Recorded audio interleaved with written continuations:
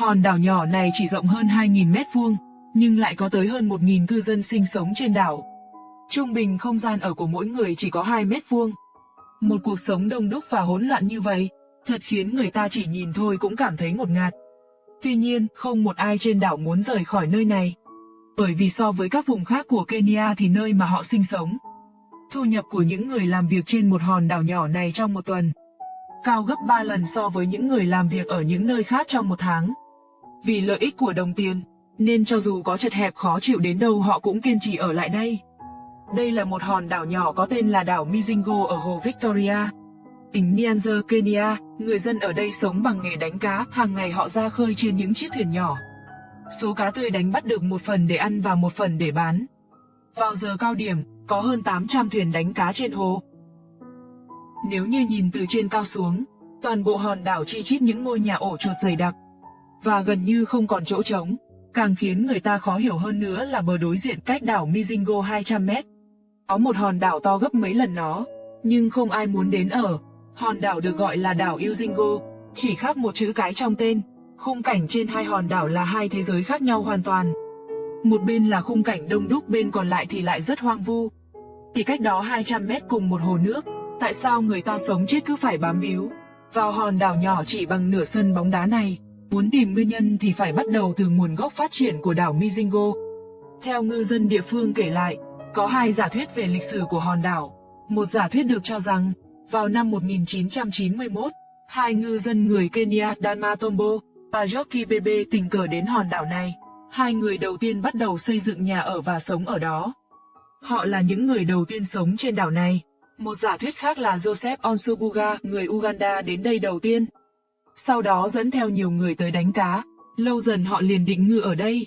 Người ta vẫn không thể xác minh rằng giả thuyết nào gần với sự thật hơn. Nhưng không ai thắc mắc nguyên nhân vì sao cư dân trên đảo nguyện ý lựa chọn sinh sống tại đây. Tất cả bọn họ đều thích thú với tài nguyên cá, cực kỳ phong phú ở vùng biển gần đó. Nguồn cá này có thể giúp họ thu lại lợi rất lớn. Đảo Uzingo gần đảo Mizingo nhất quanh năm vắng vẻ. Bởi vì có truyền thuyết địa phương nói rằng, đảo Uzingo là đảo quỷ, có ác quỷ sống trên đó. Nếu như người ta cố tình lên đó sinh sống thì sẽ gặp nguy hiểm. Trong nhận thức của hầu hết người dân châu Phi, bất kỳ truyền thuyết dân gian nào về ma quỷ, lời nguyền, đều được mọi người tin tưởng và tuân theo. Dù không ai có thể nói ra rằng, người nào đã bị ác quỷ tấn công, nhưng vẫn không có ai ở đây phản bác hay đi ngược lại những quan điểm của tiền nhân để lại, và làm những điều có thể gây nguy hiểm. Vì vậy, dù đảo Mizingo có đông đúc đến đâu, mọi người đều không muốn đến đảo Uzingo. Chưa kể việc định cư ở đây. Có thể hiểu rõ hơn về cuộc sống trên đảo Mizingo, phóng viên tên Peter Scott này quyết định sống trên đảo vài ngày. Để đến gần và giao lưu với cư dân trên đảo, Peter bắt một chiếc thuyền đánh cá của ngư dân địa phương và dần dần tiến đến bờ biển. Chỉ thông qua một cái nhìn sơ bộ đã thấy được khung cảnh bận rộn trên đảo. Ngư dân thì chuẩn bị ra khơi, lũ trẻ thì tinh nghịch nô đùa. Và có cả cảnh tượng những người phụ nữ đang làm việc nhà. Những sợi dây treo lơ lửng trên mặt đất này đang được dùng để phơi cá tươi và quần áo mới giặt. Trong những túp lều chật chội, gần như từng khoảng trống đều đã được tận dụng hết. Khác với những ngôi nhà được xây dựng trên đất liền, những túp lều ở đây đều được làm bằng tôn rất đơn sơ. Diện tích ở của mỗi gia đình là rất nhỏ, không có phòng tắm mà chỉ có nhà vệ sinh công cộng. Mỗi gia đình chỉ có phòng ngủ và bếp nấu ăn. Thậm chí đến hệ thống cung cấp nước cũng không có. Tất cả nước mà họ sử dụng đều là nước từ hồ Victoria. Mỗi lối đi cũng rất hẹp, tối đa cũng chỉ đủ cho một người đi qua. Môi trường sống nhìn chung khá chật hẹp và lộn xộn, nhưng cư dân ở đây lại rất hiếm khi phàn nàn về nó. Họ dành phần lớn thời gian để câu cá, thường là những người đàn ông ra ngoài câu cá và mang cá đánh bắt được về nhà khi trời đã tối. Một phần cá để bán và một phần còn lại để gia đình ăn. Những người phụ nữ sẽ sơ chế cá tươi trên bờ và treo lên dây để phơi khô. Làm như vậy có thể bảo quản lâu dài và để ăn dần. Dù diện tích của đảo khá nhỏ, nhưng cũng không ảnh hưởng đến hoạt động vui chơi, nghỉ dưỡng của ngư dân nơi đây là bao. Như quán bar cà phê hay phòng game, nhà hàng, nhà thờ, hiệu thuốc, thợ cắt tóc, thợ may. Ngay cả rạp chiếu phim, mọi thứ đều có. Có thể nói ngoại trừ các cơ sở chính phủ như trường học và bệnh viện, hòn đảo nhỏ này có thể đáp ứng cơ bản nhu cầu sống của cư dân. Những năm gần đây do càng nhiều người hơn biết đến hòn đảo, do đó lượng khách du lịch trên đảo tăng lên rất nhiều so với trước. Vì thế họ cũng xây dựng một khách sạn nhỏ để du khách ngủ qua đêm. Tuy nhiên, động thái này lại nằm trong tầm kiểm soát của cảnh sát Uganda. Khách du lịch được khuyến cáo không ở lại đây quá lâu. Phóng viên Peter có thể ra đảo để quay phỏng vấn, cũng là tốn không ít công sức. Tối nay Peter đã chọn ở lại một khách sạn nhỏ ở đây. So với các khách sạn trong thành phố, điều kiện trong ở đây cực kỳ đơn giản. Một căn phòng hẹp chừng 4 mét vuông, trong phòng chỉ có một cái giường, xung quanh vách đều bằng tôn. Trong phòng cũng không có phòng tắm riêng, cần đi vệ sinh chỉ có thể đi vệ sinh công cộng bên ngoài. Ở bên ngoài, dưới ánh đèn yếu ớt mờ ảo, mọi người đang bật nhạc lớn, môi trường xung quanh tương đối ồn ào. Trong phòng không có hệ thống cách âm, có rất nhiều muỗi bay quanh ánh đèn điện. Peter miễn cưỡng ở một đêm trong hoàn cảnh thiếu thốn và tồi tệ như vậy. Sáng sớm hôm sau Peter bị đánh thức bởi tiếng ồn ào của cư dân trên đảo. Sau đó anh dậy và đi vào một cửa hàng ở địa phương ăn sáng. Anh ấy gọi một tách cà phê và một chiếc bánh kép. Những thứ này có giá tổng cộng là khoảng 3.500 đồng. Giá của chúng rất rẻ. Đồng thời người cùng Peter đến thăm đảo là một cậu bé người địa phương tên Eric. Cậu ấy đã sống ở đây được 10 năm rồi. Mọi thứ ở nơi đây đối với cậu đã quá quen thuộc rồi.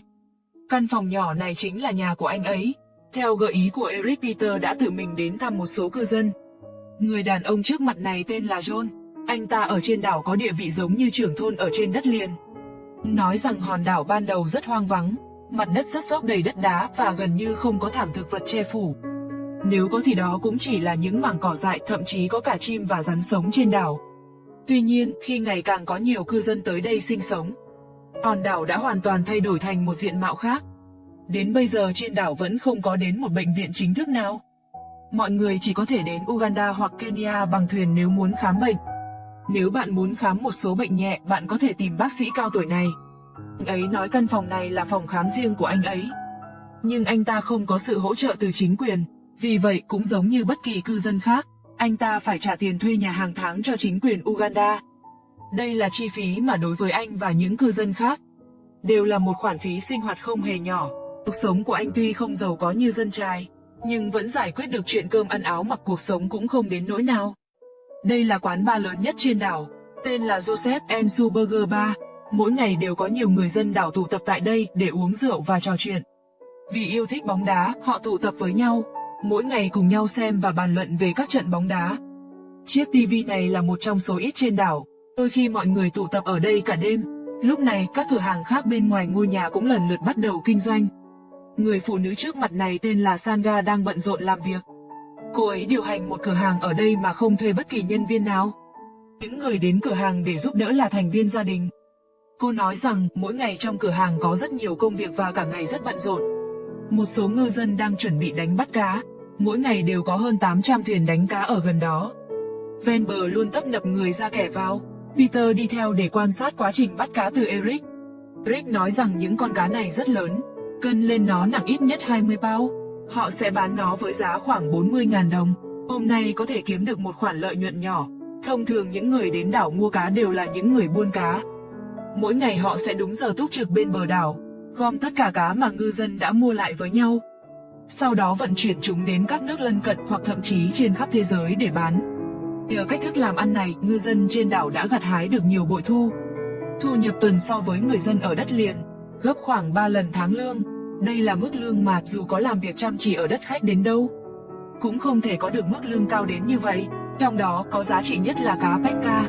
Chúng không chỉ có kích thước khổng lồ mà số lượng cũng rất nhiều. Nhưng ban đầu ở hồ Victoria không có cá Pecca. 50 năm của thế kỷ trước chúng được thả xuống hồ để sinh sống. Vào thời điểm đó, sự phát triển kinh tế ở Đông Phi vô cùng lạc hậu. Hầu hết mọi người đều dựa vào hồ để sinh sống. Tuy nhiên, là hồ lớn nhất châu Phi, hồ Victoria nằm ở vùng biển Kenya. Các loại cá đều rất nghèo nàn, người dân địa phương thì vật lộn sinh sống. Kenya khi đó vẫn là thuộc địa của Anh, nhà quản lý của chính phủ Anh, vì muốn cải thiện tình trạng sinh sản của cá ở hồ Victoria, đã nghĩ ra một cách, đó là họ mua 25 con cá Pecca lớn thả xuống hồ. Hy vọng nhờ vào đặc điểm sức khỏe mạnh và khả năng sinh sản mạnh của cá Pecca mà phát triển nghề cá của địa phương, chỉ ít cũng đáp ứng được nhu cầu no bụng của người dân địa phương. Phương pháp này hoạt động hiệu quả nhanh chóng. Sau 30 năm, đàn cá rô này đã tiêu diệt nhiều loại cá trong hồ và phát triển rầm rộ.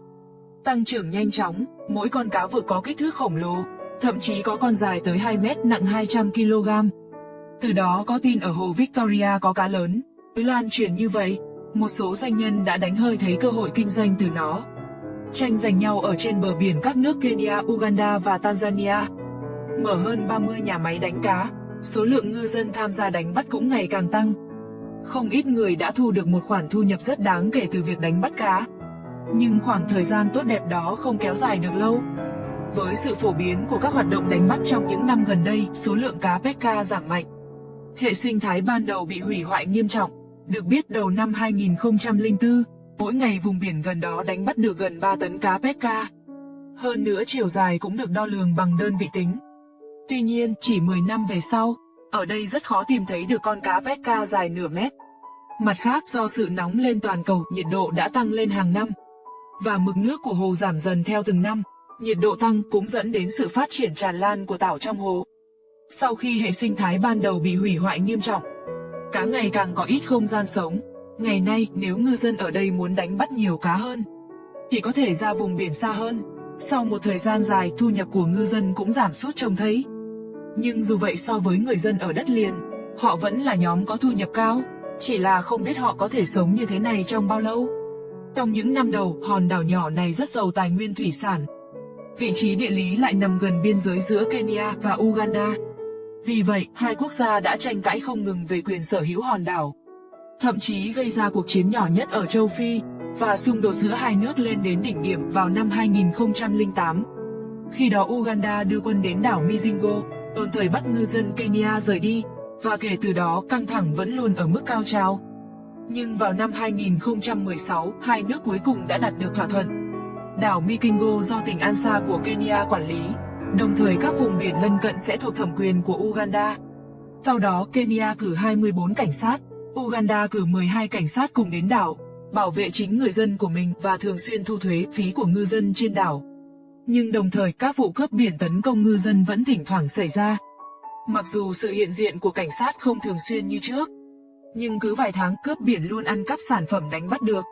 Cướp biển còn buộc ngư dân đóng phí bảo kê hàng tháng, khoảng 32 đô, nếu ngư dân nào không chịu nộp tiền, sẽ bị cướp biển chặn đường và ném xuống nước, mà lực lượng cảnh sát đóng tại đây quá yếu, không thể bảo vệ tài sản của toàn bộ ngư dân bị xâm phạm. Đủ loại khó khăn đã gây ra những tổn hại và tổn thất nhất định cho ngư dân trên đảo. Nhưng dù vậy, ngư dân trên đảo vẫn cho rằng, thà bị hải tặc tấn công ở đây, còn đỡ hơn là bị hải tặc ở nơi khác tấn công. Cuối cùng trước khi rời đảo, Peter đã chạy đến chỗ Eric, hỏi anh ấy nghĩ gì về tương lai của hòn đảo.